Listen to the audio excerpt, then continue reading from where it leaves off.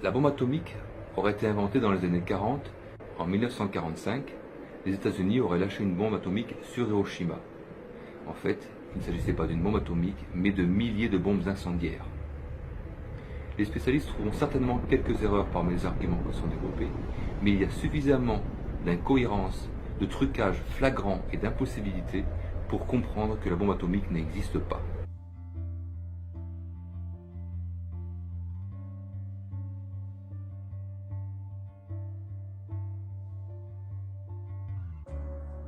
Une fumée est toujours composée de carbone sous forme de monoxyde de carbone CO, de dioxyde de carbone CO2, de dioxyde de soufre SO2, de dioxyde d'azote NO2 et de différents imbrûlés provenant de la matière qui explose ou se consume.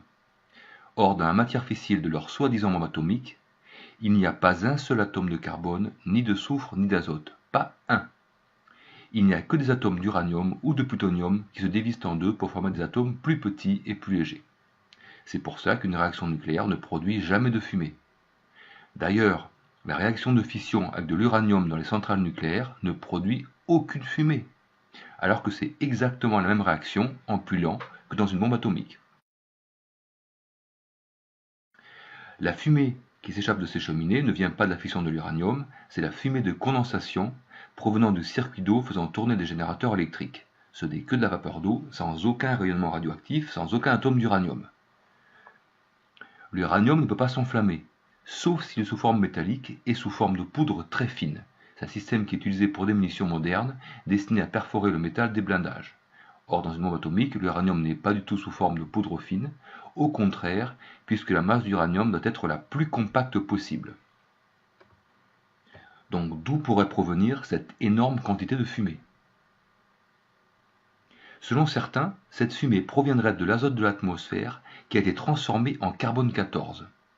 C'est ce même processus qui fournirait le carbone dans les champignons atomiques. Mais puisque toutes les bombes atomiques fonctionnent de la même façon, alors tous les champignons atomiques devraient produire une fumée de couleur franchement noire, puisque le carbone est noir. Comment se fait-il que sur ces photos, on a des champignons atomiques qui peuvent être blancs, rouges, voire oranges? D'autres affirment que cette fumée provient du carbone contenu dans l'air, mais la proportion du carbone atmosphérique n'est que de 0,037%. Selon d'autres encore, ce serait parce qu'avec la chaleur très élevée, l'azote et l'oxygène dans l'atmosphère se sont recombinés entre eux pour former des composés azotés et principalement du dioxyde d'azote de couleur brun-orange. C'est principalement ce gaz qui forme la pollution sur les villes.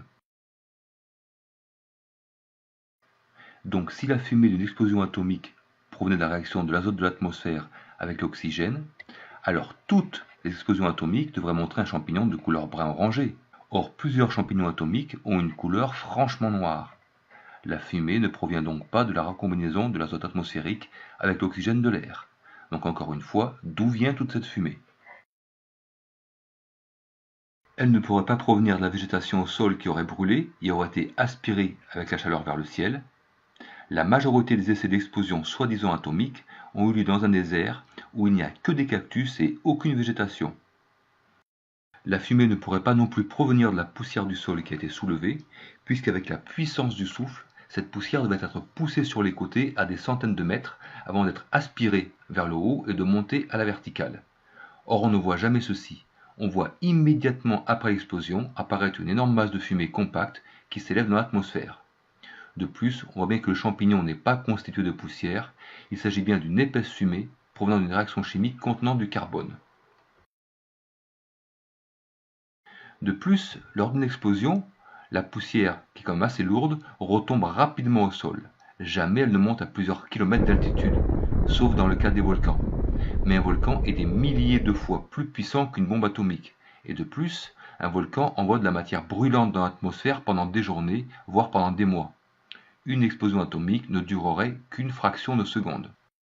Et surtout, la température de la soi-disant explosion atomique dépasse les 1 million de degrés.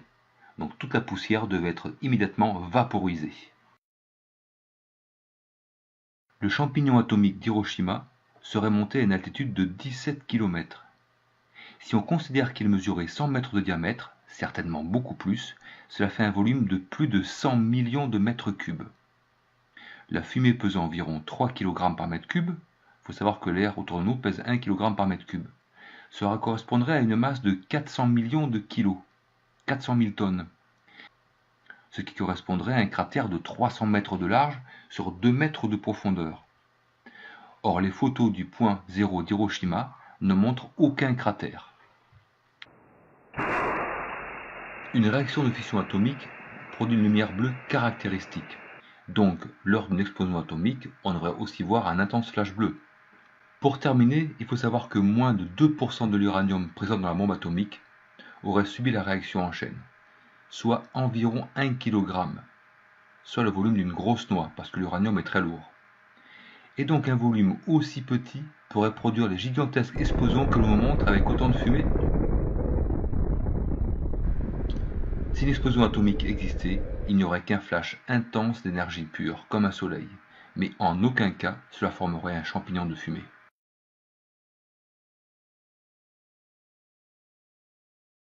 Voici une série de photos montrant des explosions atomiques, des explosions classiques. Vous remarquerez les mêmes couleurs jaunes orangées, la même épaisse fumée noire prouvant la présence de carbone, les mêmes champignons de gaz et de fumée typiques de toute explosion d'une certaine importance. Comment se fait-il que les explosions atomiques montrent exactement les mêmes effets que les explosions classiques, alors que la matière utilisée et la réaction sont totalement différents?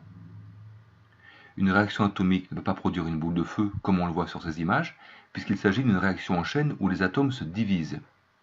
Alors que dans une explosion classique, les molécules présentes dans la matière explosive se décomposent et les atomes se recombinent entre eux et avec l'air environnant pour former une boule de gaz qui s'enflamme.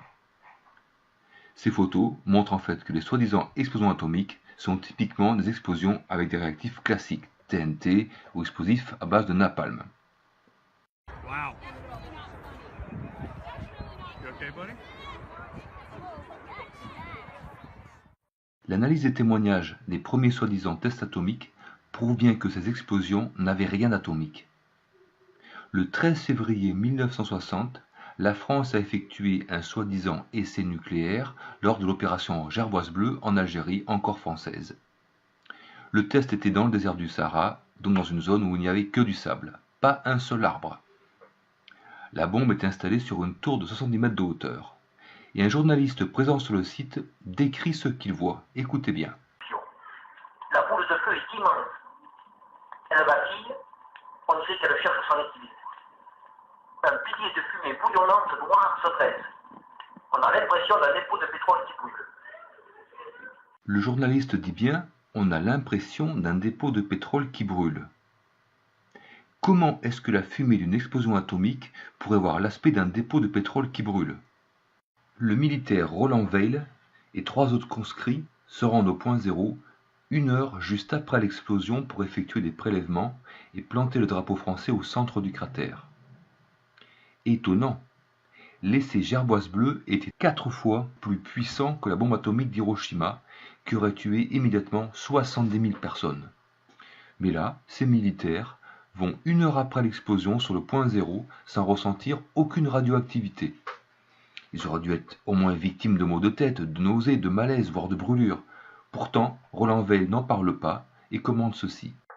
En arrivant à une centaine de mètres du point zéro, on ne pouvait plus rouler sur la route en bitume. Elle était toute fondue par la chaleur. On a continué à pied.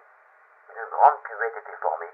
C'était tout noir comme du cirage, noir et brillant, comme de la glace. Sur le point zéro, nous avions les pieds qui s'enfonçaient dans le sable, qui était chaud et noir. Il craquait sous nos pieds, comme si nous marchions sur du verre. Vous trouverez ces infos dans le livre Les vétérans des essais nucléaires au Sahara de Christine Chanton. En aucun cas, une explosion atomique ne peut transformer du sable en une masse noire et brillante. Si le sable subit une chaleur intense, il sera vitrifié et gardera sa couleur d'origine. On trouve parfois dans le désert du sable qui a été vitrifié par la foudre. Il a subi une température de plusieurs milliers de degrés, mais jamais il ne prend l'aspect du cirage, puisque pour avoir cette couleur noire, il faut nécessairement du carbone. Or on a vu qu'il n'y a pas un seul atome de carbone dans une bombe atomique. Encore une preuve que les soi-disant bombes atomiques contiennent un explosif avec beaucoup de carbone, TNT, napalm ou fioul, mais certainement pas de l'uranium. En fait, un des grands phénomènes que je cite dans le bouquin, c'est ce qu'on appelle l'impuissance apprise. Et ça, c'est un phénomène mais vicieux, quoi. Et il est connu depuis l'Antiquité. En fait, les cornacs, dans l'Antiquité, on n'avait pas de fer. Donc pour attacher un éléphant avec une chaîne en bronze, il faut se lever tôt. Vous n'avez peut-être pas posé la question, mais c'est difficile. Ils avaient trouvé une méthode pour attacher les éléphants qui était de prendre l'éléphant petit, de lui mettre une corde à la patte qui ne pouvait pas briser. Et en grandissant, l'éléphant grandissait avec l'idée que c'était impossible de briser cette corde. Ce qui fait qu'on lui mettait la petite cordelette à la papate, même adulte, et il n'essayait pas de bouger. Ça marche encore aujourd'hui, bien sûr. Et bien, ce phénomène de mettre la chaîne directement dans la tête de l'éléphant, il existe tout à fait chez l'homme. Tout à fait. On peut convaincre un élève qu'il est mauvais. On peut lui dire, t'es mauvais en maths, n'essaye même pas. Et on peut prouver, même en neurosciences aujourd'hui, qu'il y a certaines personnes, quand on leur montre une équation mathématique, il y a une partie de leur cerveau qui s'active, qui est frontale, qui dit en gros, n'essaie même pas.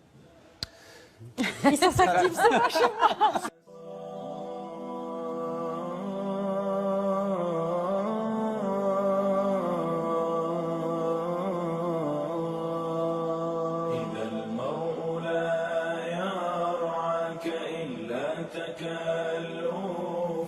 فدعه ولا تكثر عليه التأسف ففي الناس أبدال وفي قلب